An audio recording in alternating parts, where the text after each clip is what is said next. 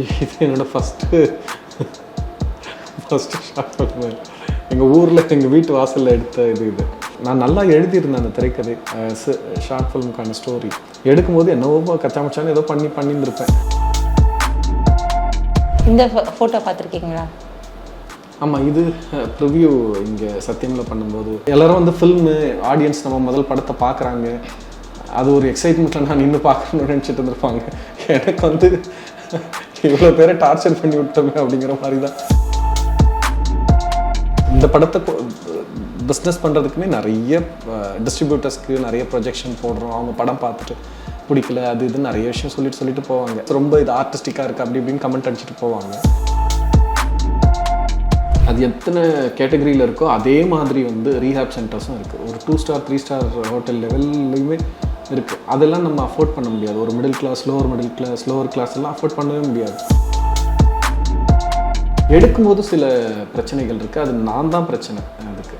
ஏன்னா எனக்கு வந்து ஃபில்ம் மேக்கிங் பற்றிய லிமிட்டேஷன், ஃபில்ம் எப்படி எடுக்கிறது அப்படிங்கிறத பற்றிய பெரிய புரிதல் வந்து கிடையாது. அதுக்கு முன்னாடி என்ன தான் ஸ்டடி பண்ணி தியரட்டிக்கலாக புரிஞ்சுக்கிட்டு இருந்தாலுமே வந்து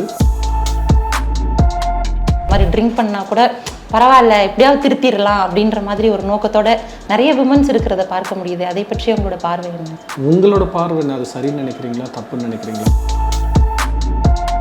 இப்போ அவன் வந்த உடனே மாமானு படத்தில் வர டைலாக் மாதிரி மாமானு பைய தூக்கிட்டுலாம் போயிடல. அவளுக்கான சுயமரியாதையோட டிக்னிட்டியோட அதை நெகோஷியேட் பண்ணிக்கிட்டே தான் இருப்பான். இப்போ நம்ம ரஞ்சித் சார் எடுத்துட்டோம் அப்படின்னா அவர்கிட்ட வந்து காலா கபாலி இந்த மாதிரியான படங்களை ஒர்க் பண்ணிக்கோங்க. உங்களுடைய டைரக்ஷன் ஸ்டைல் வந்து கொஞ்சம் வேற மாதிரி இருக்கு. எனக்கு இது வேற மாதிரி இருக்கா இல்லையாங்கிறத விட அவரோட தாக்கம் வந்து எனக்கு அதிகமாக இருக்குன்ற மாதிரி தான் நான் நினைக்கிறேன். ரேடியோ ஃபேக்ட்ஸ் நேயர்களுக்கு வணக்கம். இன்றைய சிறப்பு நேர்காணலில் நம்மளோட இணைஞ்சிருக்கிறாங்க இயக்குனர் தினகரன் சிவலிங்கம் அவர்கள். வணக்கம் சார். வணக்கம் சார், இந்த பொதுவாகவே வந்து மது வீட்டுக்கும் நாட்டுக்கும் கேடு, அதே மாதிரி மது பழக்கம் வந்து உடல் நலத்திற்கு கேடு, இந்த மாதிரி தான் வரும். சில படங்களில் வந்து அங்கங்கே தொட்டு போயிருப்பாங்க மது சார்ந்த விஷயங்களை. நீங்கள் வந்து அதை ஒரு படமாகவே வந்து பாட்டில் ராதாவாக ஒர்க் பண்ணியிருக்கீங்க.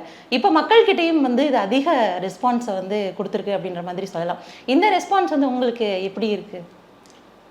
அவங்க சரியாக புரிஞ்சிட்ருக்காங்க. இது மது அதை பற்றிலாம் இல்லை. இது ஒரு லவ் ஃபில்மு, ஒரு இமோஷ்னலான லவ், தான் நேசிக்கிற குடும்பம், மனைவி, அவங்களோட இருக்க காதல், அதுக்குள்ளே நடக்கிற பிரச்சனை, அதை திரும்ப அவன் மீட் எடுக்கிறது, அது மாதிரியான ஒரு ஜேர்னியாக தான் மக்கள் பார்க்குறாங்கன்னு நினைக்கிறேன். அப்படி இந்த ஃபில்ம் வந்து நிறைய பேர் ரீச் பண்ணுது. இப்போ நிறைய வர ஆரம்பிக்கிறாங்க, ஃபில்ம் கனெக்ட் ஆகுது மக்கள்கிட்ட. இது வந்து இப்போ பாசிட்டிவ் ரெஸ்பான்ஸாக தான் இருக்குது. ஏன்னா ஒவ்வொரு ஃபேமிலிலையும் வந்து இந்த மாதிரி யாரோ ஒருத்தர் வந்து இருந்துட்டு தான் இருப்பாங்க.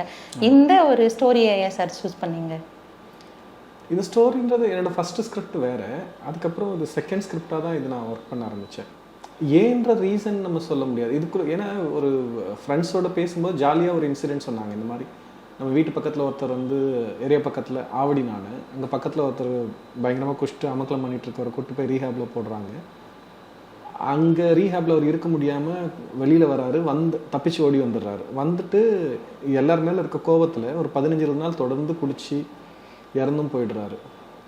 ஸோ எனக்கு இதுக்குள்ளே வந்து ஒரு பயங்கரமான ஹியூமர் இருக்குது, ரொம்ப ஒரு அவலமும் இருக்குது, சோஷியலாக இது என்னவா இமோஷன்ஸ் இருக்குது, நிறைய விஷயங்கள் இதை நம்ம எக்ஸ்பேண்ட் பண்ணி ஒர்க் பண்ண முடியும் அப்படிங்கிறது. அது சும்மா ஒரு 30 செகண்ட் 40 செகண்டில் அவங்க ஜோக்காக சொன்ன விஷயம்.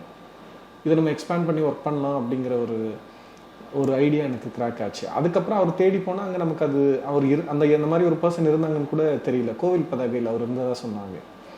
தேடி பார்த்து இது கண்டுபிடிக்க முடியல. அப்புறம் சரி நம்ம இதை எக்ஸ்பேண்ட் பண்ணி ஒர்க் பண்ணுவோம் அப்படின்னு சொல்லிட்டு ஒர்க் பண்ணது தான் இந்த கதை. சரி, இப்போது இந்த ஒரு விஷயம் வந்து இப்போ எல்லா வயதினருக்குமே வந்து சூட் ஆகக்கூடியது தான். ஏன்னா இப்போ இளம் வயதுலேருந்து எல்லா ஏஜ்லேயுமே வந்து ட்ரிங்க் பண்ணுறதோ இல்லை அது சார்ந்து ஃபேமிலி அஃபெக்ஷன் ஆகிறதோ வந்து இருக்கும். ஏன் நீங்கள் வந்து பர்டிகுலராக இந்த ஒரு ஏஜ் வந்து சூஸ் பண்ணீங்கன்னு தெரிஞ்சுக்கலாம்? எந்த ஏஜ் சொல்றீங்க? இப்போ வந்து சோமசுந்தரம் அவங்க இருக்காங்கல்ல, ஸோ அந்த மாதிரி ஒரு ஃபேமிலி ஒரு டைப்பாக வந்து நீங்கள் சூஸ் பண்ணியிருக்கீங்கல்ல. இல்லை நிறைய பேர் ஒரு ஸ்கூல் படிக்கிற மாதிரி இல்லை கதை நம்ம கதை இன்ஸ்பயர் ஆனதே அவருமே அந்த இறந்து போன ஒரு பர்சனுமே வந்து கொளுத்து வேலை செய்கிற ஒரு பர்சன். அவர் பூசு வேலை செய்கிறவர்னு நினைக்கிறேன். அவர் வந்து ஒரு எய்தர் லேட் 30s இல்லை மிட் 40s இருப்பார். அந்த மாதிரி ஒருத்தவங்களை காஸ்ட் பண்ணணுன்றது தான். அப்படி இருக்கும் பொழுது அதுதான் வந்து அவர் அப்படி இருந்தார்னா அவருக்கு அந்த ஏஜுக்கான ஒரு எல்லா ரெஸ்பான்சிபிலிட்டியோடவும் அதை எதுவுமே ஃபுல்ஃபில் பண்ணாத ஒருத்தனா நம்ம கதையை எழுதவும் முடியும். அது இன்னுமே பெட்டராக ஒர்க் ஆகும் ஆடியன்ஸ் கிட்ட. ஆஸ் அ ஹஸ்பண்டாக அந்த ரெஸ்பான்சிபிலிட்டியை ஃபுல்ஃபில் பண்ணியிருக்க மாட்டார். தகப்பனா அப்பாவா அவர் தன்னோட குழந்தைங்களுக்கு தான் என்னவா இருக்கும் அப்படிங்கிறதையுமே வந்து ஜஸ்டிஃபை பண்ணியிருக்க மாட்டார். ஒர்க் பிளேஸில் அந்த லேட் 30s 40s ஒருத்தன் ஒர்க்கில் க்ரோ ஆகிற ஒரு டைம் இல்லை, எஸ்டாப்ளிஷ் ஆகிற டைம் இல்லை. அங்கேயுமே வந்து ரொம்ப சரியாக தன்னை நிலைநிறுத்திக்க முடியாத ஒரு சூழலில் தான் அவங்க இருப்பாங்க. அப்போ அந்த சேலஞ்சஸ் எல்லாம், அந்த கான்ஃப்ளிக்ட் எல்லாம் ஃபில்முக்குள்ளே நல்லா ஒர்க் ஆகும்ல. நம்ம நிறைய ஃபில்ம்ஸ் அந்த மாதிரி பார்த்துருக்கோம். அது டெஃபினட்டாக ஒர்க் ஆகுன்றதுனால தான் நம்ம அப்படி ப்ளேஸ் பண்ணுறோம் அந்த ஏஜ் அப்படிங்கிறது. அது பெரிய யோசிச்செல்லாம் முடிவு எடுக்கல, இன்ஸ்டிங்டிவாகவே அப்படி தான் வந்தது. அது மாதிரி பண்ணுறதுல இவ்வளோ ஃபேக்டர்ஸ் இருக்குது, சப்போர்ட்டிவ் ஃபேக்டர்ஸ் இருக்குது. இது ஒரு காலேஜ் ஸ்டூடெண்ட் அப்படின்னா நீங்கள் யாரை சொல்லுவீங்க? அம்மா அப்பா அந்த மாதிரி பேக்ரவுண்டில் தான் ஒர்க் பண்ணுவீங்க. அதிகபட்சம் அவனுக்கு தம்பியோ அக்காவோ யாரோ இருப்பாங்க. வேறு இங்கே வந்து இவ்வளோ ரிலேட்டிவ்ஸ் இந்த ஒரு ஆம்பியண்ட்டை க்ரியேட் பண்ண முடியுதில்ல இந்த மிட் 40s இருக்க ஒருத்தவருக்கு. இது வந்து நிறைய ப்ராக்டிக்கலாகவே பேசியிருந்தீங்க. அதே மாதிரி மறுவாழ்வு மையத்துக்கு போகிறதா இருக்கட்டும், இது வந்து உண்மையாகவே இது இப்படி தான் இருக்குமா, இல்லை கதைக்காக எடுக்கப்பட்ட ஒரு சூழலா? மறுவாழ்வு மையத்துக்கு இந்த மாதிரி கூட்டு போகிறதோ இல்லை இதில் பின்னாடி என்ன ஒரு இன்சிடென்ட் இருக்குன்னு கேட்குறேன். இல்லை, மறுவாழ்வு மையம் வந்து சில ரீஹாப் சென்டர்ஸ் இருக்குது, ரொம்ப பாஷா அப்பர் கிளாஸில். அது ஸ்டார் ஹோட்டல்ஸ் போகிறோம்ல, அது எத்தனை கேட்டகரியில் இருக்கோ அதே மாதிரி வந்து ரீஹாப் சென்டர்ஸும் இருக்குது. ஒரு 2 ஸ்டார் 3 ஸ்டார் ஹோட்டல் லெவல்லையுமே இருக்குது. அதெல்லாம் நம்ம அஃபோர்ட் பண்ண முடியாது. ஒரு மிடில் கிளாஸ், லோவர் கிளாஸ் எல்லாம் அஃபோர்ட் பண்ணவே முடியாது. அவங்க ஒரு மாதத்துக்கு வந்து 80,000, 1 லட்சம், 1.5 லட்சம், 2 லட்சம், 3 லட்சம் சார்ஜ் பண்ணுறவங்க இருப்பாங்க. ஏதோ ஒரு இடத்துல ஒரு கொளுத்து வேலை செஞ்சுட்டு எக்ஸ்போர்ட்டுக்கு வேலைக்கு போயிட்டு வர மனைவி, அந்த மாதிரி குடும்ப சூழலில் இருக்கவங்க அதிகபட்சம் 5,000 10,000 மாதம் ஸ்பெண்ட் பண்ணுறதுங்கிறது, 10,000 இதுக்காக ஸ்பெண்ட் பண்ணுறதுங்கிறது இம்பாசிபிள் தான். நம்ம இவங்களோட எக்கனாமிக்கல் ஸ்டேட்டஸ்லேருந்து இவங்க எந்த மாதிரியான ஒரு ரீஹாப் சென்டரை போய் ரீச் பண்ணுறாங்க, அந்த லெவலில் இருக்க பெரும்பான்மையான ரீஹாப் சென்டர்ஸ் என்னவா இருக்குங்கிறது தான் நம்ம படத்தில் காமிக்கிறோம். இப்போ இயல்பான ஒரு விஷயத்தை வந்து மக்கள்கிட்ட கொடுக்கும்போது வந்து சிலர் இதை வந்து ஏற்றுக்குவாங்க, சிலர் ஏற்றுக்க முடியாத மாதிரி இருப்பாங்கல்ல. இது வந்து ரொம்ப பார்க்கறதுக்கு, திரையில பார்க்கறதுக்கு ரொம்ப ஈஸியாக இருக்கும். ஆனால் அதை வந்து நம்ம ஷூட் பண்ணுறதுக்கோ, அதை சரியான ரைட்டிங் எழுதுறதுக்கோ கொஞ்சம் ஸ்ட்ரகிள்ஸ் இருக்கும். அந்த மாதிரி எந்த இடத்துல வந்து உங்களுக்கு காட்சிப்படுத்துறதுல கொஞ்சம் ஸ்ட்ரகிள்ஸ் இருந்துச்சு? எழுதுறதுல நிச்சயமாக அப்படி இருந்ததுலாம் சொல்ல முடியாது. அவ்வளோ பேர் சப்போர்ட் பண்ணாங்க, அவ்வளோ விஷயத்த ஷேர் பண்ணாங்க. நான் எழுதி எதுவுமே உள்ளே வைக்காமல் போனது தான் நிறைய இருக்கே தவிர எழுத முடியாமல் அந்த மாதிரி நடந்ததில்லை. ஆனால் எடுக்கும்போது நம்ம ஃபஸ்ட் டைம் ஃபில்ம் பண்ணுறோம்ல, எடுக்கும்போது சில பிரச்சனைகள் இருக்குது. அது நான் தான் பிரச்சனை அதுக்கு. ஏன்னா எனக்கு வந்து ஃபில்ம் மேக்கிங் பற்றிய லிமிட்டேஷன், ஃபில்ம் எப்படி எடுக்கிறது அப்படிங்கிறத பற்றிய பெரிய புரிதல் வந்து கிடையாது. ஒரு 2-3 நாள் போக போக தான் கொஞ்சம் கொஞ்சமாக நானும் க்ரோ ஆகுறேன். ஃபில்ம் எடுக்க தான் அது ஒரு ப்ராக்டிஸில் வர்றது தானே. அதுக்கு முன்னாடி என்ன தான் ஸ்டடி பண்ணி தியரட்டிக்கலாக புரிஞ்சுக்கிட்டு இருந்தாலுமே வந்து ஆன் ஸ்பாட்டில் நின்று ஆக்டர்ஸை ஹேண்டில் பண்ணி அந்த கிவன் டைமில், சன்லைட் போகிற டைமில் கம்ப்ளீட் பண்ண வேண்டிய சீனை கம்ப்ளீட் பண்ணணும். சம்டைம்ஸ் ஆக்டர்ஸ் லேட்டாக வராங்களோ, இல்லை லொக்கேஷனில் இருக்க க்ரைசஸ் எல்லாம் ஹேண்டில் பண்ணி எவ்ரி சிங்கிள் டே ஷூட்டை நம்ம ஹேண்டில் பண்ணி முடிக்கிறோம்ல. அதில் பண்ண தான் நம்ம க்ரோ ஆகிட்டே வரும். அது ஒரு 2-3 டேஸ் டைமில் தான் நானுமே இவால்வ் ஆனேன். அதுக்கப்புறமும் வந்து சில சீன்ஸ் வந்து ரொம்ப காம்ப்ளிகேட்டடாக டஃப்பான சீன்ஸ் இருந்தது. அதை வந்து படம் பார்க்கும்போது இன்னும் பெட்டராக கன்சீவ் பண்ணி ப்ரெசென்ட் பண்ணியிருக்கணும்னு தோணுது இருக்க தான் செய்யுது. ஆனால் அதெல்லாம் அடுத்த படத்தில் தான் சரி பண்ணி முடிக்கிறேன்னு நினைக்கிறேன். அடுத்த படத்தில் தான் அதை சரி பண்ணிக்கணும். இதில் கற்றுக்கிட்ட விஷயத்த அடுத்த ஃபில்மில் அப்ளை பண்ணி இன்னும் கொஞ்சம் பெட்டராக ஒர்க் பண்ணலாம் அப்படின்னு நான் நினைக்கிறேன். பண்ண முடியும்னு நம்புகிறேன். இப்போ வந்து அந்த ஷூட் பண்ணுறீங்க, அதுவும் வந்து பிரபலமாக நமக்கு தெரிஞ்சவங்களை வச்ச சோமசுந்தரம் சார் வந்து எப்படி ஆக்ட் பண்ணுவாங்க அதெல்லாம் தெரியும். அந்த இடத்துல வந்து உங்களுக்கு எப்படி இருந்துச்சு? ஏன்னா நீங்கள் அறிமுக இயக்குனர் அப்படின்ற மாதிரி சொல்கிறீங்க. ஸோ அப்படி இருக்கும் பொழுது ரொம்ப எளிதாகவே இருந்துச்சா? ஏன்னா அவங்களாம் பெரிய ஒரு ஆக்டர்ஸ் அப்படின்ற ஒரு ஃபீல் இருந்துச்சா, இல்லை கதைக்கு ஏற்ற மாதிரி தானே அவங்கள ஆக்ட் பண்ண வைக்கிறோம் அப்படின்ற மாதிரியான ஒரு தாட் இருந்துச்சா? இதுவாக இல்லை, எனக்கு இவங்ககிட்ட இன்னொரு டைம் ரீடேக் போகிறோமே கேட்கலாமா அப்படிங்கிற எனக்கு தயக்கம் சுத்தமாக இருந்தது கிடையாது. யார் எந்த ஆக்டர்கிட்டையுமே எனக்கு அப்படி யோசனை வந்ததே இல்லை இந்த பாட்டில் ராதா பொறுத்தவரையிலும். ஏன்னா நம்ம இந்த கதையை உள்வாங்கி நம்ம உருவாக்குறோம். ஒரு 1 year 1.5 year இதில் ஒரு ஸ்டடியிலேருந்து இந்த திரைக்கதை எழுதி இங்கே கொண்டு வரோம். ஷூட் போகிற லெவலுக்கு வரும்போது மற்றவங்க எல்லாருமே வந்து வேறு ப்ராஜெக்ட்ஸ்குள்ளே இருந்து வேறு இதுக்குள்ளேருந்து வராங்க. நமக்கு இருக்க டீப்பஸ்ட் ஸ்டடி அண்ட் இன்சைட் வந்து நம்ம எக்ஸ்பெக்ட் பண்ண முடியாது எல்லாருக்கிட்டே இருந்தோம். இருந்தாலுமே பர்சனல் எக்ஸ்பீரியன்ஸ்லாம் என்னதான் இருந்தாலும், எவ்வளோ பெரிய அந்த ட்ரிங்கிங் அது சார்ந்த ஹேபிட், அதோட சேலஞ்சஸ் அவங்க ஃபேஸ் பண்ணாலும், இந்த கதை இதோட க்ரோத்து, இதோட இமோஷ்னலாக இது எங்கே போய் நிற்க போகுது, அந்த கதைக்குள்ளே இருக்க கதாபாத்திரத்தோட நுவான்சஸ் எல்லாம் வந்து மற்றவங்களை பார்க்கும்போது எனக்கு இன்னுமே டீப்பராக தெரியுங்கிற ஒரு இது எனக்கு இருந்தது. அதனால் நான் அதை வந்து ஒழுங்காக சின்சியராக அவங்களுக்கு கம்யூனிகேட் பண்ணணும், கடத்தணும், அதை அவங்க உள்வாங்கிட்டு பண்ணால் போதுங்கிறது மட்டும்தான் நடந்தது. அதுவும் நானுமே ரொம்ப அரகண்ட்டாக ஈகோயிஸ்டிக்காக அவங்களோட இருந்தது கிடையாது. என்னோடவும் அவங்க அப்படி யாரும் இருந்ததும் கிடையாது. எனக்கு தெரிஞ்ச எந்த ஆக்டருமே என்னோட அப்படி இருந்தது இல்லை. நானும் யாரையுமே அப்படி ட்ரீட் பண்ணதும் இல்லை. ரொம்ப ஈஸியாக எத்தனை டேக்ஸ்னாலும் என்னால் ஃபஸ்ட்டு ஷார்ட்டே வந்து அந்த புன்னகை காலம் சாங் ஆரம்பிக்கும். அங்கே வந்து அந்த சிமெண்ட்டு கொட்டுவாங்க, இவர் இந்த இதை வச்சு மிஷின் வச்சு மிக்ஸ் பண்ணுவாங்க, பாட்டில் வர்ற ஒரு ஷாட். எனக்கு என்ன, அது கொட்டி அந்த சிமெண்ட்லேருந்து அந்த புகை வரணும் ஃப்ரேமில். அதுக்கு டேக் போய்கிட்டே தான் அது ஒரு 6-7 டேக் போச்சுன்னு நினைக்கிறேன். அப்புறம் தான் அது இது பண்ணேன். அதுதான் ஃபஸ்ட்டு ஷாட் ஃபிலிமில், என்னோடய படத்தில் எடுத்த ஃபஸ்ட் ஷாட்டு. அப்பயுமே எனக்கு அது தயக்கமே இல்லை. இது வேணும் அது மட்டும்தான் இருந்தது. அதை பண்ணிட்டு தான் போனோம். அதுதான் through out the film continue ஆச்சு. இல்லை, உண்மையாகவே வந்து அந்த படத்தில் எவ்வளோ டைலாக்ஸ் இருந்தாலும் கூட உன்னை மலை வாசம் பிடிக்கும், அப்படி மலை வாசம் பிடிக்குன்ற மாதிரி அது எப்படி சார் அவ்வளோ யூனிக்காக நல்லா இருந்துச்சு ரொம்பவே. அது வந்து பெருசா ஒரு காதல ஒரு மொழி சொல்றதுக்கு வந்து அந்த வார்த்தைகளை பெரிதா பயன்படுத்தி கவிதைகள்லயோ ஒரு நாவல்கள்லயோ நம்ம வந்து படிச்சிருப்போம். ஆனா ஒரு திரையில அது கேட்க ரொம்ப புதுசாகவும் இருந்துச்சு, நல்லாவும் இருந்துச்சு. எப்படி சார் அதுக்கு பின்னாடி ஏதாவது ஃபிளாஷ்பேக் இருக்கா? மழை மாதிரி வாசமா இருக்கு அப்படிங்கிறது வந்து இது வேற இடத்துல கூட கேட்டாங்க. இதுக்கு எனக்கு வந்து ரொம்ப சரியா பதில் சொல்ல தெரியல. அது இன்ஸ்டிங்டிவா நான் அதை எழுதுறேன். நமக்கு மழை பிடிக்கும், மழை வாசம் பிடிக்கும். ஃபஸ்ட்டு அந்த ரெயின் வந்து காஞ்சி போன அந்த நிலத்தில் ரெயின் வந்து க்ரியேட் பண்ணுற ஸ்மெல் இருக்குல்ல, அது ரொம்ப பியூட்டிஃபுல்லான ஸ்மெல் தானே. அண்ட் ரெயின்றது ரெயினாக மட்டும் இல்லைல்ல, அது வந்து நரிஷ்மெண்ட்டு, க்ரோத்து, ஒரு எல்லா உயிரும் ஃப்ளரிஷ் ஆகிற ஒரு அதுக்கான ஒரு கான்ட்ரிபியூட் பண்ணுற ஒரு விஷயந்தான் இல்லையா. அது ஹோப் தான் ரெயினுங்கிறது.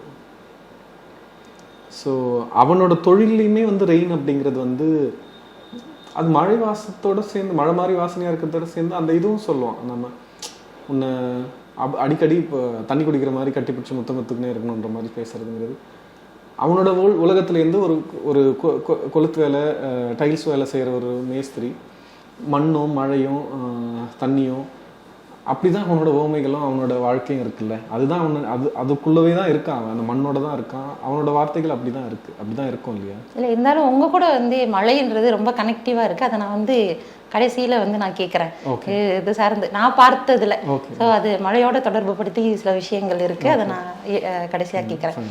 இப்போது இன்னொரு விஷயம் என்ன அப்படின்னா, நீங்கள் பொதுவாக நம்ம எந்த ஒரு அதை படம் எடுக்கும்போது அதுக்குள்ளேயே மூழ்கிடுவீங்கல்ல, நீங்கள் இவ்வளோ டீப்பாக இருக்கீங்க, இவ்வளோ இன்வால்வாக இருக்கீங்கன்றப்போ இந்த ட்ரிங்க் சார்ந்து நிறைய விஷயங்களை நீங்கள் டீப்பாக அனலைஸ் பண்ணியிருக்கும்போது அது எந்த விதத்தில் உங்களை அஃபெக்ட் பண்ணுச்சுன்னு தெரிஞ்சுக்கலாமா? நிறைய ஸ்டோரிஸ் கேட்டிருப்பீங்க, இது சார்ந்து ஏதாவது ஒரு விஷயம் வந்து உங்களை பயங்கரமாக அஃபெக்ட் பண்ணுச்சா? ஏதோ ஒரு நியூஸ், ஏதோ ஒரு விஷயம்? நிறைய இருக்குங்க, நிறைய இருக்குது. ஒருத்தர் இப்போ ஒரு ரீஹேப், கோயம்புத்தூர் சைடில் ரீஹேப் ஒன்று நடத்துகிறாரு. அவ்வளோ திக்கான கோல்டு பிரேஸ்லெட்டு அதெல்லாம் வச்சுட்டு அப்படி இருப்பார். ஆனால் அதே பர்சன் வந்து சொல்லுவார், 10-12 வருஷத்துக்கு முன்னாடி இந்த இடத்துல போதையில் இதே தெரு இவங்க எல்லாருமே இந்த காரில் தான் வந்து இறங்குறேன் போகிறேன் நான் இன்றைக்கி.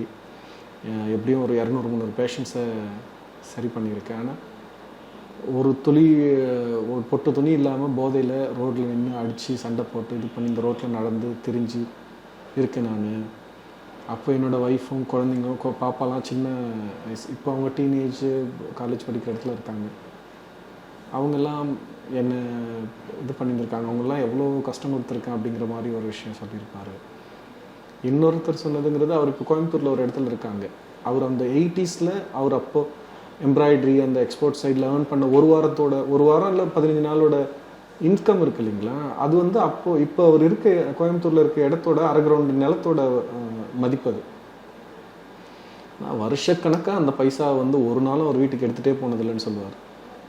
கும்பலாக யாரோ குரூப்பாக வந்து மக்களை ஒவ்வொரு நாளும் ஒவ்வொரு குரூப் இருக்கும், அங்கே போவாங்க, 15-20 பேருக்கு சரக்கு வாங்கி குடிக்கிறது போகிறதுன்ற மாதிரி அவங்க மணியையும் அவங்களோட இளமையையும் இது பண்ணுன்ற மாதிரி சொல்லுவாங்க. இன்னொருத்தவங்க தன்னோட குழந்தைய இந்த அடிக்ஷனில் இருக்க கணவர் அவர் க்ரியேட் பண்ணுற ஃப்ரஸ்ட்ரேஷன் அண்ட் சேலஞ்சஸில் யங் மதர் mid-20s இருக்க ஒருத்தவங்க தன்னோட குழந்தைய எப்படி வழி தெரியாமல் கொள்வது அப்படிங்கிறத கூகுளில் ப்ரௌஸ் பண்ணி பார்த்துக்கிட்டே இருப்பேன் அப்படின்ற மாதிரி சொல்லுவாங்க. இதெல்லாம் அங்கங்கே வேறு இடங்களில் படத்தில் ப்ளேஸ் பண்ணியிருந்தேன். ஆனால் இதை விட இன்னும் எக்ஸ்ட்ரீம்லி பெயின்ஃபுல் ஸ்டோரிஸ் நிறைய இது பண்ணியிருந்தேன். ஆனால் படம் வந்து இந்த மாதிரி ஒரு வேர்ல்டு இருக்குது, இந்த மாதிரி ஒரு சேலஞ்சஸ் மனிதர்கள் ஃபேஸ் பண்ணுறாங்கன்ற லெவலில் சொன்னால் போதும். பட் த ஃபில்ம் வந்து ஒரு என்டர்டெய்னிங்காக, என்கேஜிங்காக, இமோஷ்னலாக ஒர்க் ஆகணும் அப்படிங்கிற சென்ஸில் தான் ஃபில்மை அட்ரஸ் பண்ணேன். ஃபில்முக்குள்ளே இது ரொம்ப மினிமலாக தான் நம்ம இது பண்ணியிருப்போம். ஆனால் ரிசர்ச்சில் இவ்வளோ டார்க்கான டீப்பான விஷயங்களை நம்ம கேட்க முடிஞ்சது, அதை எதிர்கொண்ட மனிதர்களை சந்திக்க முடிஞ்சது. அது உங்களுக்கு ஒரு பெரிய அனுபவமாக இருந்திருக்கும். ஆமாம், பெரிய அனுபவம்ன்றது லேர்னிங் எக்ஸ்பீரியன்ஸ் இது. ஒரு ஆர்ட்டே வந்து நம்ம எக்ஸ்ப்ரெஸ் பண்ணுறது தானே, லைஃப்பை புரிஞ்சுக்கிட்டு எக்ஸ்ப்ரெஸ் பண்ணுறது தானே ஆர்ட்டோட ப்ரைமரியான விஷயம். இதை விட என்ன பெரிய கிஃப்ட் கிடச்சிரும். நம்ம இந்த கதை மூலமா இவ்வளோ மனிதர்களை சந்தித்தோம், அவங்க பேசினது, அவங்களுக்குள்ளே இருக்க உறவு சார்ந்த முரணாக இருக்கட்டும், அவங்களுக்குள்ளே இருக்க பயமும் பதட்டமும் இன்செக்யூரிட்டிஸ் எல்லாத்தையுமே நம்ம உள்வாங்க முடிஞ்சதில்லை. ரொம்ப பெரிய இந்த படம் சார்ந்த கதைக்காக செஞ்ச ஆய்வு, அது மூலிமா கிடைச்ச ரொம்ப நெருக்கமான நண்பர்கள், அதுலேருந்து மனிதர்களை பற்றி புரிஞ்சிக்கிற பார்வை விசாலமானதுன்ட்டு இது நிறைய சொல்லி கொடுத்துருக்கு, நிறைய கொடுத்துருக்கு எனக்கு இந்த படம். ஆமாம், நான் நிச்சயமாக ஒரு பெட்டரான ஹியூமனாக நான் அந்த பெட்டரான இடத்துக்கு நகர்ந்துருக்குன்னு தான் இந்த படம் பண்ணது. இந்த ஜேர்னியில் நீங்கள் சொல்கிற மாதிரி அந்த ஒரு கேரக்டர்ஸ்லாம் வந்து நம்ம பார்க்குறப்போ அந்த ஹீரோயினாக பண்ணவங்க வந்து பொதுவாகவே சின்ன சின்ன விஷயத்துக்கும் கூட இப்போ டிவோர்ஸ் வந்து பெருகிட்டு இருக்கு அப்படின்னு சொல்லலாம். அதே மாதிரி அந்த கடைசி தருணத்தில் தான் வந்து அவங்க இதுக்கு மேலே முடியாது அப்படின்ற மாதிரி அவங்க ஹீரோவை விட்டு வந்து விலகி போவாங்க. அவ்வளோ தூரம் வந்து பொறுத்துக்கிற விமன்ஸாகவே நிறைய பேர் இருக்காங்களே. இந்த மாதிரி ட்ரிங்க் பண்ணால் கூட பரவாயில்ல, எப்படியாவது திருத்திடலாம் அப்படின்ற மாதிரி ஒரு நோக்கத்தோட நிறைய விமன்ஸ் இருக்கிறத பார்க்க முடியுது. அதை பற்றி உங்களோட பார்வை என்ன? உங்களோட பார்வை என்ன? அது சரின்னு நினைக்கிறீங்களா, தப்புன்னு நினைக்கிறீங்களா? பெண் அந்த மாதிரி ஒரு ஆணை சகிச்சுட்டு இருக்கணுன்றது அது இரண்டு விதமா பார்க்கப்படுறதா இருக்கும். ஒரு பக்கம் வந்து சில விஷயங்களை வந்து திருத்த முடியாது, அதற்காக முயற்சிகள் தான் மேற்கொள்ள முடியும். அதை தாண்டி ஒரு லவ் அண்ட் அஃபெக்ஷன் இருக்கும்போது ஒரு ஒரு நமக்கே தெரியாமல் ஒரு பாண்டு வந்து விலக முடியாமல் இருக்கும். அதை தாண்டி ஒரு வெறுப்பு இருக்கிற பட்சத்தில் விலகிறதுக்கு அது ஈஸியாக இருக்கும். அது ஒரு காரணமாக சொல்லி இந்த மாதிரி சில பார்வைகள் இருக்குது. கேட்குறேன், ஏன்னா காலமாக நம்ம அப்படி தானே. உங்களுக்கும் அந்த பார்வை இருக்குது. இப்போ நீங்கள் சொன்னது தான் உங்களோட பார்வையும் இல்லையா? இல்லை, நம்ம வந்து நேரடியாக வாழ்கிற வாழ்க்கை வேற, திரையில் பார்க்குறப்போ சில விஷயங்கள் நமக்கு தோணும்ல. அப்படி இருக்கிறப்ப ஏன் இவ்வளோ கஷ்டப்பட்டு அவங்களோட அவங்க இருக்கணும் அப்படின்ற பார்வை சாதாரணமாக எழக்கூடிய ஒரு பார்வை தான். அப்படி கேட்குறேன். இல்லை, நீங்கள் சொல்கிறது ரொம்ப சரி. இந்த கேள்வியும் சரி, இதுக்கான பதிலாக நீங்கள் சொன்னதுமே வந்து இப்போ நீங்கள் சொன்னீங்கல்ல ஏன் அப்படி இருக்கணுன்ற அதுவுமே சரிதான். ஆனால் இந்த படம் மூலமாக நம்ம எஸ்டாப்ளிஷ் பண்ணுறது அப்படிங்கிறது வந்து அவன் ஒரு அடிக்ட், குடி நோயாளி. அவன் ரொம்ப ஏதோ கொலை பண்ணிட்டு வந்து கொள்ளடிச்சிட்டு வந்து இது பண்ணுற, இன்னொரு லைஃப்பை வந்து ஹர்ட் பண்ணுற, ரொம்ப ப்ரூட்டலாக ஹர்ட் பண்ணுற ஒருத்தனா கிடையாது. அவனுமே அந்த நோய், இந்த அடிக்ஷன்லேருந்து விலகணும், குடியை எப்படியா தவிர்க்கணும்னு சொல்லி போராடி முடியாமல் திரும்ப அதுக்குள்ளே போகிற ஒருத்தனாக தான் இருக்கான். ஒரு பெரிய ஜேர்னிக்கு அப்புறம் தான் அதுலேருந்து விடுபடவும் முடியுதுன்னு வச்சுக்கோங்களேன். விடுபடுறதுக்கான காரணமும் தான் நினைவில் இருக்க தன்னோட குடும்பம் தான். தன்னோட மனைவியும், தான் காதலிச்சு நேசித்து கல்யாணம் பண்ணிக்கிட்டு தன்னோட மனைவியும், தான் நேசிக்கிற குழந்தைகளும் அதானே இருக்குது. அவங்களுக்காக தான் மீண்டணும்னு அவனும் போராடுறான். ஸோ இதுதான் அந்த கேரக்டராக இருக்குது. அந்த கேரக்டரை அந்த மனைவி ஏற்றுக்கிறாங்கிறது வந்து ஒரு பெண் அப்படிங்கிறத மட்டுமே பார்க்காம அவ்வளோ தப்பு பண்ணி அவ்வளோ ஒரு தர மட்டத்துக்கு போனதுக்கப்புறம் அவன் மீண்டெழுந்து ஒரு வாழ்க்கை எனக்கு வேணும், நான் வாழணும்னு ஆசைப்படுற ஒருத்தவனுக்கு சமூகம் ஸ்பேஸ் கொடுக்கணுமா கொடுக்கக்கூடாதா அப்படின்னா கொடுக்கணும் தான் நான் நினைக்கிறேன். அவனுக்கு ஒரு ஸ்பேஸ் கொடுக்கணும், அவன் திரும்ப அவன் லைஃப்பை ரீஎஸ்டாப்ளிஷ் பண்ணிக்கணும், அவன் ஒரு பெட்டரான வாழ்க்கையை வாழணும். இது வந்து குடி அடிக்ஷன் மட்டுமே கிடையாது. எல்லா ஸ்பேஸ்லேயுமே எல்லாருமே ஒரு பாயிண்டில் நம்மளோட இக்னரன்ஸால், ஸ்டூபிடிட்டியால், தவறான சின்ன விஷயங்களோ இல்லை பெரிய விஷயங்களோ ஏதோ ஒன்று பண்ணுறோன்னு வச்சுக்கோங்களேன். ஆனால் அடுத்த 5 வருஷம் 10 வருஷம் பொறுத்து நம்ம அதே மாதிரியா இருக்கும். நம்ம இவால்வ் ஆக தானே செய்கிறோம். அந்த 5 வருஷத்துக்கு முன்னாடி நம்ம என்னவா இருந்தோன்றதை வச்சே நம்மளை எடை போட்டுக்கிட்டோம். அதுக்கான தண்டனையே இன்னைக்கு சொசைட்டி நம்ம கொடுத்துக்கிட்டே இருக்குன்னா அது வந்து நியாயமே இல்லைல்ல. அப்படி ஒரு இது தான் நான் அந்த ஒரு பெர்ஸ்பெக்டிவ் தான் நான் இதில் பேசுகிறேன். அது மட்டும் பேசுறது இல்லாமல் அந்த பெண்ணுக்கான குரலையுமே வந்து அவள் அப்படியே அவன் வந்த உடனே மாமானு படத்தில் வர டைலாக் மாதிரி மாமானு பைய தூக்கிட்டுலாம் போயிடல. அவளுக்கான சுயமரியாதையோட டிக்னிட்டியோட அதை நெகோஷியேட் பண்ணிக்கிட்டே தான் இருப்பாள். அவள் திரும்பவுமே ஜென்யூனாக சின்சியராக ராதாமணி அப்படிங்கிறவன் தன்னை நேசிக்கிறான். அது எனக்கு சரியாகவும் இருக்குது அப்படின்னு அவர் நம்புகிற நேரம் தான் அது ரொம்ப நேரம் எடுத்துக்கிறான். நம்பினதுக்கப்புறம் தான் அவனோட போகிறாங்கிற மாதிரி தான் கதை போகுது இல்லையா. ஸோ அது சரின்னு தான் நான் நினைக்கிறேன். இப்படியும் இருக்கலாம், இப்படி இருக்கணும் அப்படிங்கிறது கிடையாது, இப்படியும் இருக்கலாம். சேம் சைடு விட்டுட்டு அவங்க இன்னொரு லைஃப் ஆரம்பித்தாலுமே அது எந்த விதத்துலையும் அது தரக்குறைவானதோ இல்லை நம்ம தவறாக பார்க்க வேண்டியதும் கிடையாது. அதுவுமே அவங்களோட உரிமை தான். இது என்னோட பார்வை. இந்த கதையில் ராதாமணி அப்படிங்கிற ஒரு பாவப்பட்ட ஒரு சஃபரிங்கில் இருக்க ஒருத்தவனுக்கு தேவைப்படுற அன்பையும் நட்பையும் குடும்ப சூழலையும் நம்ம இதில் பேசுகிறோம்.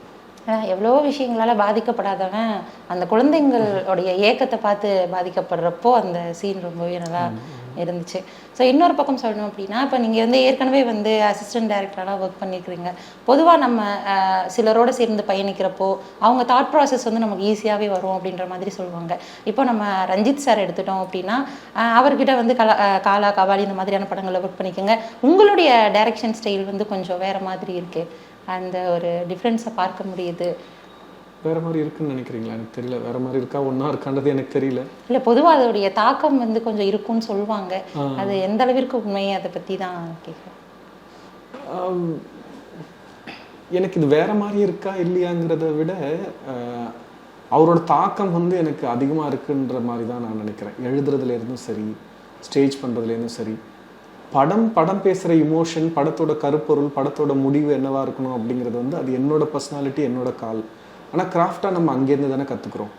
இப்போ ஒரு அவரோட படங்கள் மெட்ராஸாக இருக்கட்டும், சார்பேட்டாவாக இருக்கட்டும், ஈவன் கபாலி காலெல்லாம் ஒரு ஃப்ரேமுக்குள்ளே 6, 7, 8, 10 கேரக்டர்ஸ், மெயின் கேரக்டர்ஸ் இருக்கும். அந்த மெயின் கேரக்டர்ஸ்க்கு வந்து முடிஞ்ச வரலும் அப்படி ஒரு ப்ராமினன்ஸி அந்த சீனுக்குள்ளவே க்ரியேட் பண்ண ட்ரை பண்ணிக்கிட்டே இருப்பார்.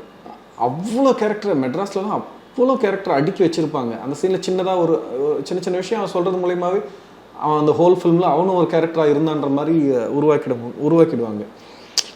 ஒரு எப்பிக்ஸில் தான் இது நடக்கும்ல, பெரும் எப்பிக்கான இலக்கியங்களில் தனித்தனியாக ஒரு கதாபாத்திரத்தை நம்ம கவனித்து பேச முடியும். படங்கள்லையுமே அந்த மாதிரி அவரால் நிகழ்த்த முடியுது. எனக்கு நிகழ்த்த முடியுது. அது ரைட்டிங்கை கூட தாண்டி ஸ்க்ரீனில் அவர் அப்படி ஸ்டேஜ் பண்ணி அதோட ப்ரில்லியன்சி பயங்கரமாக இருக்கும் அவர்கிட்ட. எனக்கு அது வந்து ரொம்ப பிடிச்ச விஷயம். அது என்னோடய படங்களில் அதோட தொடர்ச்சி தான். அவ்வளோ பேர் நம்ம அடுக்கி வச்சு அவங்களுக்கு ஒரு ஸ்பேஸ் கொடுத்து இது பண்ணுறதுங்கிறது, ரீஹேப்குள்ளவாக இருக்கட்டும், வெளியிலையாக இருக்கட்டும், ஸ்டேஜிங் அண்ட் பிளாக்கிங்கிறது வந்து அவரோட ஒர்க்லேருந்து ப்ராக்டிக்கலாக இன்ஸ்பயர் ஆன ஒரு விஷயந்தான் அது. மேபி ரைட்டிங்கு, கதை சொல்கிற விதம், அது அரசியல் சார்ந்த பார்வை அப்படிங்கிறது எனக்கான ஒரு understanding towards the society and the world அப்படிங்கிறது இருக்குல்ல, அது என்ன மீறி நான் என்னோட படம்ன்றது நானாக தான் இருக்கேன். அது என்னோட வாய்ஸாக வெளியே வருது. அதில் உங்களுக்கு மேபி டிஃப்ரென்ஸும் தெரியும், இன்ஸ்பயர் ஆன விஷயமும் இருக்கும், ஆஸ் வெல் அஸ் அதுலேருந்து விலகி என்னோட பர்சனாலிட்டியும் அந்த படத்துக்குள்ளே இருக்கும், விலகின மாதிரியும் இருக்கும். ஆமாம். சரி, இப்போ சார்பட்டா பரம்பரை பார்த்தோம் அப்படின்னா, ரஞ்சித் சார் தவிர வேறு யாராலையும் அந்த அளவுக்கு பண்ணியிருக்க முடியாது அப்படின்றதா ஒரு ஃபீல். அந்த படம் வந்து இன்னுமே வந்து கொண்டாடி இருக்கணுமோ, அளவாக தான் கொண்டாடி இருக்காங்க அப்படின்ற ஒரு பார்வை இருக்கா? இல்லை, அது ஓடிடியில் வந்து ரொம்ப பெரிய ரீச் போச்சுங்க. அது தியேட்டரில் வந்திருந்தா இன்னும் வேறவா நம்ம மக்கள்கிட்ட பயங்கரமாக போயிருந்துருக்கும். ஆனால் ஓடிடியில் போனதில் என்ன ஆயிடுச்சு, அக்ராஸ் குளோப் பார்த்துட்டு பயங்கரமாக எழுதுனாங்க. அதுக்கு கிடைச்ச ரெக்கக்னிஷன்லாம் வந்து நம்ம இமேஜின் பண்ண முடியாத ரெக்கக்னிஷன். ஒரு பிபிசியோட ஒரு ஆர்டிக்கல் நான் படிச்சிருந்தேன். பிபிசியில் நம்ம இங்கே இல்லை, யூகேயில் அவங்க இந்த ஃபில்மை நெட்ஃப்ளிக்ஸில் இது பண்ணிவிட்டு பார்த்துட்டு அவங்க எழுதியிருந்தாங்க. அவங்க குளோபலாக அமெரிக்காவில், யூரோப்பில், வேறு கண்ட்ரியில் பாக்ஸிங் ஃபிலிம்ஸ் என்னெல்லாம் வந்திருக்கு அதை வச்சு ஒரு அனாலிசிஸ் மாதிரி பண்ணியிருந்தாங்க. எதுக்கு ஏதோ ஒரு கார்னரில் இருக்க தமிழ்நாட்டிலேருந்து வந்த ஒரு ஃபில்மை அப்படி அட்ரஸ் பண்ணிவிட்டு, ராக்கியாக இருக்கட்டும், சிண்ட்ரெல்லா மேன், வேறு சில ஃபிலிம்ஸ் எல்லாம் பார்க்கும்போது சார்பேட்டா எப்படி இதெல்லாம் தாண்டி சுப்பீரியராக சிக்னிஃபிகண்ட்டான ஃபில்மாக இருக்குன்றதை பற்றி அவங்க எழுதியிருந்தாங்க. ஸோ அதுக்கு மிகப்பெரிய ரெக்கக்னிஷன் அண்ட் ரெஸ்பெக்ட் வந்து அந்த படம் ரிலீஸ் ஆன டைம்லேயே கிடைச்சிது. அது ரொம்ப பெரிய இடத்த அது ரீச் பண்ணியிருக்கு. இப்போ வரலுமே அதுக்கான ஒரு ஃபாலோவர்ஸ் இருந்துக்கிட்டே தான் இருக்காங்க. அது இல்லை அப்படின்றதுலாம் தியேட்டரில் வரலன்றதுனால நமக்கு அந்த ஒரு பஸ் அண்ட் விசிபிலிட்டி நமக்கு தெரியாமல் இருக்கலாம், கம்மியாக இருக்குன்ற மாதிரி நீங்கள் நினைக்கலாம் வெளியில் பார்க்குறவங்களுக்கு. பட் அஸ் அ ஃபில்ம் மேக்கராக அவர் பயங்கரமாக ரெஸ்பெக்ட் பண்ணப்பட்டார். நிறைய பேரால் ஹையஸ்ட்டாக செலிப்ரேட் பண்ணப்பட்டாங்க. அந்த படத்தால் அவர் செலிப்ரேட் பண்ணப்பட்டார். ஏன்னா அந்த அளவுக்கு அவங்க வந்து ஒரு கேரக்டர் வந்து செதுக்கியிருக்காங்க அப்படின்னு சொல்லலாம். இன்னொரு பக்கம் வந்து பார்க்குறப்போ அவங்க கிட்ட ஒர்க் பண்ணுற டெக்னீசியன்ஸ் எல்லாமே வந்து ரொம்பவே ரொம்ப ஒரு யூனிக்காக இருக்கிற ஒரு டெக்னீசியன்ஸ் தான் ஒர்க் பண்ணுறாங்க. ஆனால் அந்த அளவிற்கு இப்போ ஒரு ஜானி கேரக்டராக இருக்கட்டும், அடுத்தடுத்து வந்து பெரிதளவில் வந்து தமிழ் சினிமாவில் வந்து அவங்க வந்து ஒர்க் பண்ணலையோ அப்படின்ற ஒரு ஃபீல் இருக்குது. அவங்க மட்டும் இல்லாமல் பெரிதளவில் ஏன் பேசப்படாததுக்கான காரணம் என்னன்னு தெரிஞ்சுக்கலாமா? யாரை கேட்குறீங்க? இப்போ முரளிஜி அவங்களா இருக்கட்டும், அவங்க அடுத்தடுத்து வந்து தமிழ் படங்கள் வந்து நிறைய பண்ணுவாங்க அப்படின்னு பார்த்தா, ஸோ அனதர் இதான் வந்து கேட்குறாங்க. இப்போ ஜானி கேரக்டர் வந்து அடுத்தடுத்து நிறைய பேசப்படும் அப்படின்ற மாதிரி ஒரு ஃபீல் இருந்தது. பொதுவாக வந்து நிறைய சிக்கல்களை சந்திக்க வேண்டியது இருக்கா? இல்லை இல்லை அப்படி கிடையாது. சேம் சைடு ஸ்லைட்டாக அது சார்ந்த ஒரு நெருக்கடிகள் இல்லைன்னு சொல்லிட முடியாது. ஆனால் முரளி சாருக்குலாம் ரொம்ப பெரிய ரெஸ்பெக்ட் இருக்குது. தெலுங்குல ஹீஸ் ரொம்ப இம்பார்ட்டண்டான ஒரு சினிமாட்டோகிராஃபர். தமிழ்லையுமே முரளி சார் பொறுத்தவரையில அவர் தான் டிட்டர்மைன் பண்ணுற இடத்துல இப்போ வரலாம் இருக்கார். அவர் தீர்மானம் பண்ணுற இடத்துல தான் இருக்கார்.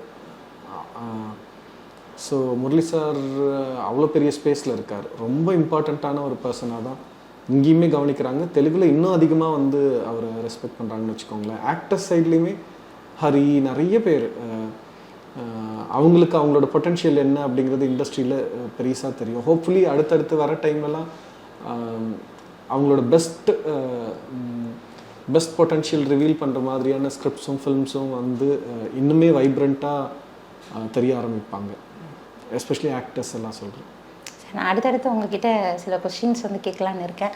அதுக்கு முன்னாடி நான் உங்களுக்கு ஒரு 2 இமேஜ் காட்டுறேன். உங்களுக்கு என்ன தோணுது அப்படின்றது மட்டும் சொல்லுங்கள். ஷோர். இதை பார்த்தோன்னா உங்களுக்கு என்ன தோணுதுன்னு சொல்லுங்கள். ஓ, இது பாரி அண்ட் லக்ஷ்மி என்னோட ஃப்ரெண்ட் அவங்க. இல்லை, இதை பார்க்கறதுக்கு முன்னாடி எங்களுக்கு அப்போதான் நீங்கள் வந்து இப்போதான் வந்து நீங்கள் ட்ராவல் பண்ணுறீங்கன்ற ஒரு ஃபீல் ஆச்சு. ஆனால் இதை பார்த்ததுக்கப்புறம் எங்களோட பார்வை மாறிடுச்சு. இதை பார்த்தோன்னா என்ன தோணுது? 12-13 பண்ண ஃபில்ம் இல்லை, அப்போ தான் பாரியை சந்திக்கிறேன் நான். அந்த ட்ரெஸ்ஸு பேண்ட்டெல்லாம் என்னோடய பேண்ட்டு, என்னோட ஷர்ட்டு, என்னோட பேண்ட் அது கொடுத்து இது பண்ண சொல்லியிருந்தேன். பாரி சூப்பராக பண்ணியிருப்பான், லக்ஷ்மி இன்னும் சூப்பராக பண்ணியிருப்பான். அந்த இதில் அந்த இடம் வந்து நான் அந்த இடத்துல பண்ணணும். ராயபுரம் ரயில்வே ஸ்டேஷனில் ஷூட் பண்ணுறது. ஆக்டர்ஸ் அது ஒர்க் பண்ண தாண்டி இதை பார்த்தாலே எனக்கு தோன்றதுங்கிறது ராயபுரம் ரயில்வே ஸ்டேஷன். அது ஒரு ஆன்டிக்காக ஒரு பிரிட்டிஷ் விக்டோரியன் பில்டிங். அது அந்த இடத்துல ஒர்க் பண்ணணும்னு செம்ம ஆசை. நான் ஆனால் போனால் வந்து பர்மிஷன் இல்லை, அது இல்லைன்னு சொல்லிக்கிட்டே இருப்பாங்க. போய் அங்கே நின்றுட்டுருப்பேன், கேட்டுட்ருப்பேன். ஒரு சண்டே நேராக போயிட்டு அந்த போலீஸ் ஸ்டேஷனுக்குள்ளே போயிட்டு சீஃப்கிட்ட பேசிகிட்டு இருந்தோம். அவர் அதெல்லாம் முடியாது, இந்த லெட்டர் வேணும், அது இது வேணும்னு சொல்லிட்டு இருக்கும்போது நான் 2-3 டைம் வந்து நிற்கிறத பார்த்துட்டு ஸ்கிரிப்ட் ஸ்டோரி போர்டெலாம் வச்சு அவர்கிட்ட காமிக்கிறேன். சார் இது சிம்பிளான ஷார்ட் ஃபிலிம் சார், பர்மிஷன் கொடுங்க, எனக்கு இந்த இடம் வேணும் சார் அப்படின்னு கேட்குறேன். அந்த ஹெட் வந்து இல்லைன்னுட்டு இருந்தார். கான்ஸ்டபிள் மாதிரி அடுத்த லெவலில் இருந்த ஒருத்தர் தனியாக வெளியில் வரும்போது, தம்பி இது அவ்வளோலாம் ஒன்றும் கிடையாது, சாட்டர்டே சண்டேல வந்து சைலண்ட்டாக எடுத்துகிட்டு போயிடு, நான் தான் இருப்பேன், பார்த்துக்கலாம் அப்படிங்கிற மாதிரி அவர் சொன்னார். அதுக்கப்புறம் நான் ஒர்க் பண்ணிட்டு இருந்தேன் இமேஜ்னு ஒரு அகாடமி இருந்தது. அதில் இருக்க ப்ரொஃபஸர் வந்து லெட்டர் கொடுத்து சப்போர்ட் பண்ணாங்க. அதுக்கப்புறம் இதை வந்து எடுத்தோம். அந்த இடம் ரொம்ப பிடிக்கும் எனக்கு. ஃபஸ்ட்டு ஷாட் அந்த இதுலேருந்து கீழே வர்ற ஒரு விஷயம். அப்போ ஃபில்ம் மேக்கிங்காக பெருசாக தெரியல. இன்னும் இந்த ஃப்ரண்டல் சைடில் வந்து தான் இன்னுமே அந்த இதை சூப்பராக ப்ரெசென்ட் பண்ணியிருக்க முடியும். இப்போது நினச்சா ஒரு எமோஷ்னல் பாண்டு இருக்கும் அப்படி தானே? இந்த இதை பார்த்தோன்னா உங்களுக்கு என்ன தோணுது? இது என்னோடய ஃபஸ்ட்டு ஷார்ட் ஃபில்ம். எங்கள் ஊரில் எங்கள் வீட்டு வாசலில் எடுத்த இது அது ஒரு அகாடமியில் ஒர்க் பண்ணிட்டு இருந்தேன். நான் அனிமேஷனில் ஒர்க் பண்ணிக்கிட்டே பண்ண ஷார்ட் ஃபில்ம் இது. இதுவும் எனக்கு பிடிக்கும். இதுக்கோட ஸ்டார்டிங் பாயிண்ட் வந்து இவங்க சொல்லுவாங்க, லிட்டில் பிரின்ஸ் நாவலில் தான் இதோட ஸ்டார்டிங் பாயிண்ட் இருக்குது. இந்த கதை எழுதுறதுக்கான ஸ்டார்ட் அப்படிங்கிறது. அந்த கோட் என்னன்னு மறந்துட்டேன், பட் அதுலேருந்து தான் இது உருவாகுச்சு. நமக்கு வந்து ஒரு இது கல்லாக நமக்கு பார்ப்போம். ஆனால் குழந்தைங்களோட உலகத்துக்குள்ளே அந்த கல்லாக மட்டும் இருக்கிறதில்ல. அவங்க அதை எப்படி வேணாலும் அதை பார்க்குறாங்க. அதை வச்சு ஒரு கையில் அந்த பொம்மை இருக்கும், இன்னொரு சைடு கல் தான் இருக்கும். அந்த 2 கேரக்டர்ஸாக வச்சு அவன் விளையாடுறதும் இது பண்ணுறதும் ரொம்ப இதுவாக இருக்கும். அது நான் நல்லா எழுதியிருந்தேன் அந்த திரைக்கதை, ஷார்ட் ஃபிலிமுக்கான ஸ்டோரி. ஆனால் அதை எடுக்கும்போது என்னவோ கச்சாமச்சான்னு ஏதோ பண்ணியிருந்திருப்பேன். இப்போ அந்த நடித்தவன் வந்து கேட்ரிங் இதில் வந்து ஷெஃப்பாக இதாகிட்டு ரொம்ப பெரிய ஒரு ஹோட்டலில் வந்து ரொம்ப ரெஸ்பான்சிபிளான ஒரு இடத்துல அவன் இருக்கான். எங்கள் வீட்டுக்கு எதிரில் இருக்கான் அந்த தம்பி ராகுல்னு சொல்லிட்டு. அப்புறம் இந்த ஷார்ட் ஃபிலிம் பண்ணும்போது கந்தசாமின்னு சொல்லிட்டு என்னோடய ஃப்ரெண்டு, அவன் வந்து அனிமேஷனில் நாங்கள் ஒன்றா ஒர்க் பண்ணிகிட்டு இருந்தோம். அவன் வந்து காசு கொடுத்துருந்தான். 20,000 25,000 கொடுத்தான். மந்த்லி 2,000 3,000 சொல்லிட்டு ஒரு 7-8 months அவனுக்கு அதை ரீபே பண்ணேன். அவன் சப்போர்ட் பண்ணியிருந்தான். அந்த மாதிரி என்னோடய தம்பின்னு நிறைய பேர், ஜெய் ப்ளூ ஸ்டார் பண்ணால ஜெய் வந்திருந்தான். நிறைய பேர் அந்த ஒர்க் பண்ணும்போது கூட இருந்தாங்க. கீதான்னு சொல்லிட்டு என்னோட கசின் அக்கா ஒருத்தி, அவளும் கூட இருந்து அந்த குழந்தையோட அம்மாவை அவன் நடிச்சிருந்திருப்பா. ஒரு இந்த அனிமேஷனாக இருக்குமோ சார் இந்த மாதிரி டைமில் பண்ணுறோம்? ஆமாம், அந்த அனிமேஷன் சைடில் ஒர்க் பண்ணிட்டு இருக்கும்போது தான் அது பண்ணது.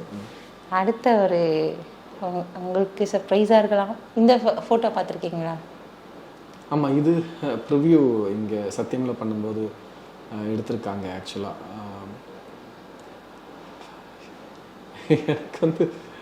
எனக்கு எந்த பெரிய எதுவும் இல்லை, அப்படியே பார்க்குறாங்க. மேலே ரஞ்சித் ஜெயிலாம் இருந்துட்டு இருந்தாங்க, அவங்களோட உட்காந்து சிரித்து பேசிகிட்டு இருந்தேன். கீழே வந்து இதையும் பார்த்தோம். ஸோ இதை பார்த்தா நான் படம் ஆடியன்ஸ் பார்த்ததை விட நான் பண்ண குழப்பம் தான் ஞாபகம் வரும். அதுக்கு சத்தியம் அந்த மெயின் ஸ்க்ரீனு 850 பேர் இருக்க கெப்பாசிட்டின்ற மாதிரி சொல்லியிருந்தாங்க. நான் 850 டிக்கெட்டும் டைரக்டருக்கு எனக்கு தான் கொடுத்துருவாங்கன்னு சொல்லி நான் அசிஸ்டன்ஸ் கிட்டலாம் சொல்லி நம்ம படத்துக்கு சப்போர்ட் பண்ணவங்க அவங்க இவங்கன்ட்டு ஊர் ஃபுல்லாக எல்லாரையும் சொல்லி வச்சுட்டேன். நாங்கள் போட்ட லிஸ்ட்டே 950 மாதிரி வந்தது. சரி 950 ஒரு 100 பேரை ரெக்வஸ்ட் பண்ணி கட் பண்ணி வேறு எதுக்கு போகலான்னு பார்த்தா அப்புறம் தான் பிஆர்ஓக்கு ஒரு 200 டிக்கெட் கொடுக்கணும், ப்ரொடக்ஷனுக்கு இவ்வளோ வேணும்னு சொல்லி சொன்ன உடனே எனக்கு இந்த அறிவு எப்படி இல்லாமல் போச்சு. இது நம்ம ஒழுங்காக கவனித்து சொல்லணும்ல. இவ்வளோ பேரை வர சொல்லி இது பண்ணி அப்படியே ரிவர்ஸில் ஒர்க் பண்ணி கட் பண்ணி அதுக்கப்புறம் பேரலாக 4 frames இன்னொரு ஷோ போட்டு அடுத்த டே ஒரு ஷோ போட்டு ஐயோ பயங்கரமான குழப்பத்தை பண்ணி விட்டேன் நான். அந்த டே எனக்கு எப்படி அது புரியாமல் போச்சுன்னே தெரியல. ஆமாம், அந்த மாதிரி நிறைய பேர் மிஸ் பண்ண வச்சு முக்கியமான இண்டிவிஜுவல்ஸ் வந்திருந்தாங்க, அவங்களுக்கு சரியான இடத்துல டிக்கெட் கொடுக்க முடியாமலாம் நிறைய கன்ஃபியூஸ் பண்ணி விட்டுட்டேன்.